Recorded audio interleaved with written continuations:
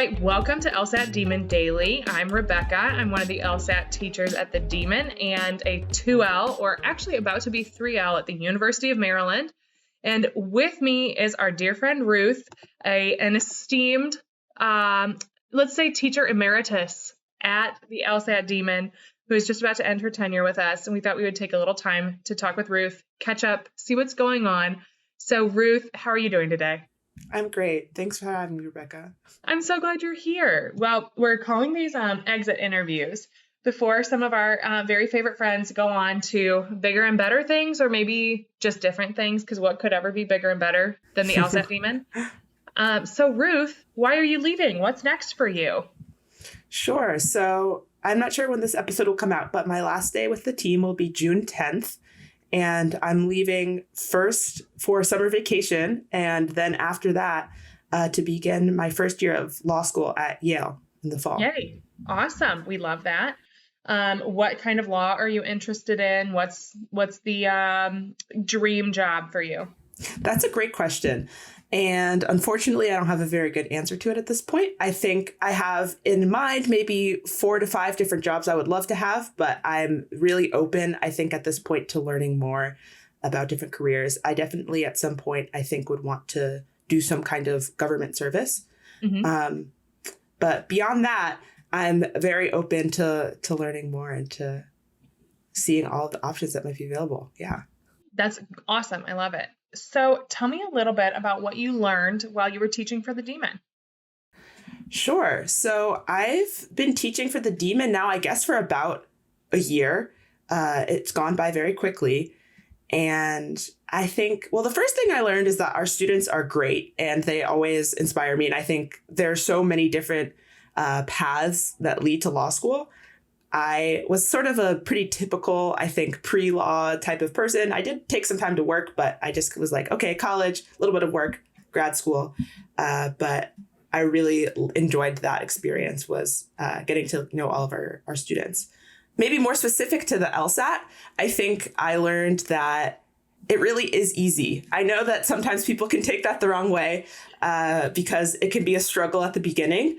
But after having gotten so much more practice, I think, than the typical student, I've been at this, well, including when I was studying myself, well over a year. It's just all the same at a certain point, and it's very straightforward. So I think that was probably one of the biggest things I learned. Yeah, I love that. I do think our students are really phenomenal. I really genuinely just enjoy teaching class every day because they're so great.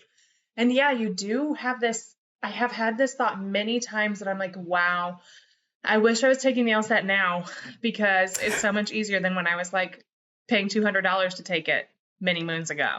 Totally. But yes, I'm not surprised you had the same experience.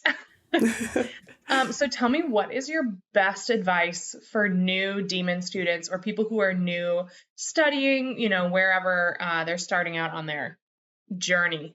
I think my biggest piece of advice that I give to people when they're like, where do I start? For instance, is just start with a practice test, start with a real question, and don't overthink it. A big thing, I think, for people who are just starting out, our students maybe less so because of our overall ethos, but anyone who's just starting an LSAT journey thinks that they need to plan out the whole thing in advance from day one. And I would just encourage people that that's not the right mentality. It's less of a curriculum, right? And more of a set of skills. So you can start anywhere. You don't have to worry about doing it wrong. Just get in there, take a question, get it wrong, and then figure out why you got it wrong and what happened, and you'll be on your way. Yeah, totally. I do feel like one thing that I've noticed is different of our mentality is it's kind of just reading. Just read it. Yeah. I don't want to really give you some cutesy pootsy tips, tricks, garbage that's not going to do you any good. But if you just read it, thankfully, of course, I have more pertinent advice than that in class. But at the end of the day, that's what it is, right? It's you can do this. This isn't too hard for you. Totally. It might take some work, but you can do it. You just have to really actually slow down. Yeah. Oh, totally. Okay, so let's say we have some new Demon teachers coming in to replace only in the schedule and never in our hearts. Some of our teacher emeritus, our faculty emeritus. That is definitely what I'm calling you guys. What is your advice for a new Demon teacher? That's great. I think when I started, I was really nervous. So maybe that would be my first piece of advice is don't be nervous. The students will be very nice and supportive of you. Nothing bad is going to happen. No one is going to be mad at you. The class will go okay. And maybe on that note, on the note of don't be nervous, also don't be afraid to make mistakes. So a lot of the way that I teach my classes, especially logical reasoning, is I'll glance at the questions ahead of time, but I generally don't go through every single answer choice and think, okay, what will I say for why this one is wrong and why the right one is right? And sometimes when a student asks me a question about why so-and-so answer is wrong, I'm like, good question. Never thought about that before. And trust yourself, right? That you understand the test well enough and that you do have the ability that it takes, that in that moment, it can be a time for you and the students to work together, and it doesn't have to be all perfection all the time. I think that's so true. I think you get a much more valuable learning experience from watching somebody actually think through the question as opposed to like, oh, here you go. I already have the right answer. Go ahead. You know, like, and there have been a handful of times where I've just straight up gotten an answer wrong in class. And I've said, okay, so it's B because blah, blah, blah. And then somebody will like very politely be like, oh, I think the answer is actually C. And I'm like, oh yeah, duh. But it gives you this really good opportunity to be like, oh yeah, wait, here's where I went wrong. And this is going to happen. Like if you're in this fantasy world where you're never going to get a question wrong ever again, that is not how this works.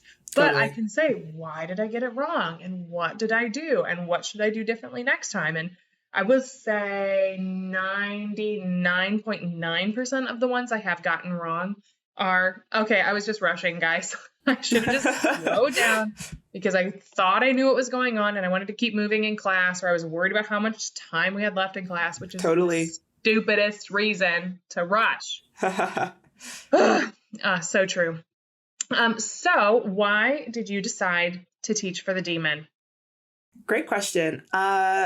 This is probably going to make me sound like a little bit of a nerd, but I honestly thought it would be fun. And at that time, it was still a bit more COVID lockdown. And I was like, oh, I'll maybe get some excitement in my life. This will be like fun and exciting. That was the main impetus behind it. I was a very loyal podcast listener always, even before I started studying with the Demon. And so I heard Nathan get on there and say, hey, we're hiring among people who are our listeners and our students. Email me if you're interested. And that kind of got the ball rolling.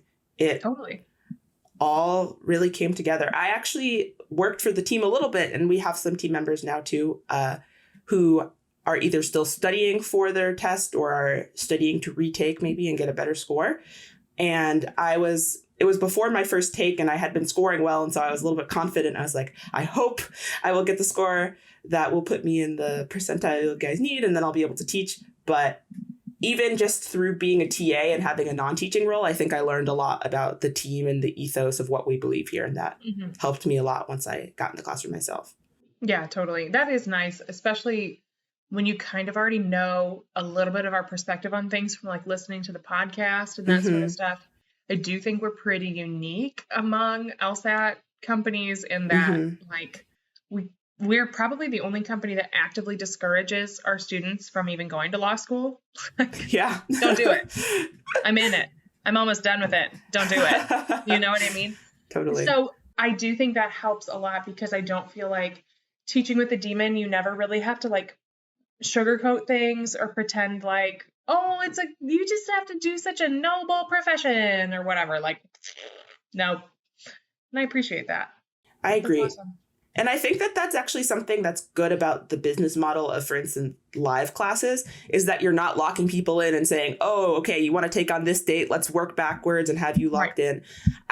Maybe it works for some people, but I think that the way that we work is very flexible and gives people the opportunity, if life happens, if you realize, hey, this don't go to law school, don't pay for law school stuff has me going more in the don't go camp, great. Yeah.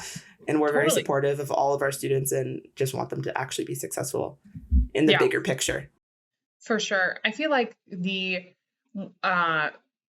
best way, you know, sometimes people are like, well, I'll save until I want to subscribe, but I'll save it until the month before I'm going to take the test. And I'm like, no, do it as early as possible. because you're going to get all the best advice. And then you can stop subscribing if you don't want to anymore. And then just use the advice and the skills that you got and study by yourself. Like, you'll be fine. But I feel like if you start and then you hate it, the teachers at the Demon will be like, literally go do anything else. Yeah. Right. Yeah. Which is good. But then this is a good thing to say, because there'll be people who are like, yeah, I literally can't do anything else, so I'm going to make it work. And they do. And they're great. Totally. I love it. So tell me a little bit about like your LSAT studying journey and, your law school application cycle and all of that fun stuff. Sure. So I took the LSAT in April of 2021, and I had started studying for the test seriously that January.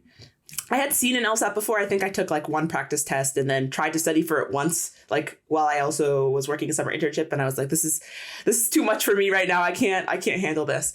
But then I came back to it seriously that January of 2021. And I tried a few different prep resources. I did some books. I used other sites. But I really do credit specifically the podcast for getting me hooked up with the LSAT Demon philosophy and way of thinking about the test. And I guess that's maybe another piece of advice. I give this to everyone who asks. I say, look, I know I work for a company and I know, yes, we do sell things, but the free resources themselves are really, I think, some of the best out there. Yeah. The blogs, the podcast, especially for just motivation, for test mentality. It really, really, for me, changed my mentality that I should try, first of all, to get 99th percentile score, that like even something that I was really confident I could pull off, like, I don't know, high 160s, 170. I was like, if I can do better, it pays off a lot. That was something I think I learned from Ben and Nathan, and working to put together my most competitive application and realizing that the test was such a big part of that. So after I got my score in April of last year, I started teaching shortly thereafter, and I put together my application materials that fall. I already told this to Nathan on the other daily episode. I did not follow the September advice, but don't do what I did. It was really stressful. Actually, one thing I will say about that is, in addition to the issues of potentially forfeiting like better outcomes in your admission cycle, the stress of not knowing what's going to be happening to you if you've put off your applications is another reason I think that maybe you don't discuss enough. That you should just get them out as early as possible. But anyway, I'm very lucky. I had a very good cycle, despite being a little bit slow to start, and got in all the places I applied and decided to attend Yale. Yeah. That's awesome. Yeah. I think that's important too, to say like, your story is an outlier. And even though it had a happy ending, you would not do it the same way again, even though you ended up with a good result. No, it was not good in that way. Exactly. Right. And so I think sometimes people hear that and they're like, oh yeah, well, I'll just do this. And also there's a very different story for somebody who doesn't have, I'm guessing your undergrad GPA was very strong. And I'm guessing, obviously, I know your LSAT score was very strong. And I think it's being early in the admission cycle is one of the last great advantages that can still be there. Even if you have to wait a year, you have this huge advantage that you can just give yourself for free. Totally. When you don't have some of the other advantages, if you have a mediocre or not great GPA, you can't do anything about it, So totally. I think your story is very helpful for that. Well, thank you so much, Ruth. Any last words of wisdom, tidbits for teachers, students, anyone? I think it's good to begin when you have a goal to like begin with the end in mind. So if you know what kind of school you want to go to, do as much research as you can about exactly what your application should be like to match their preferences. One thing I did this is more admissions advice, during my admissions cycle, was I listened to a lot of the podcasts and materials that the admissions officers themselves put out. They make quite a few. The deans from Harvard and Yale Law School have a podcast that I would recommend. And they also all admissions officers, I think, kind of love to talk. They love people. It's why they do their job. Right. And so they get interviewed by like everyone under the sun. They're always giving interviews. And I think that it's really helpful for people to at least hear a few of those, because it helps you see, I think, the types of things they look for in their own words, and also the way that they think about making decisions. So that would be my piece of advice if you're starting your admissions journey, is try to get a little bit in the head of an admissions counselor, because those are the people who will ultimately be reading your materials. So yeah, That's beyond that, everything that we say on the podcast is fabulous, good advice. So yes, especially if it's the podcast episode with the two of us. That's the best. So true. Just saying. No, I think that's great advice. And that's very lawyerly advice too. Like, hey, if I want to appeal to this person, I better see what that person has said. I better go do my homework and go research and see.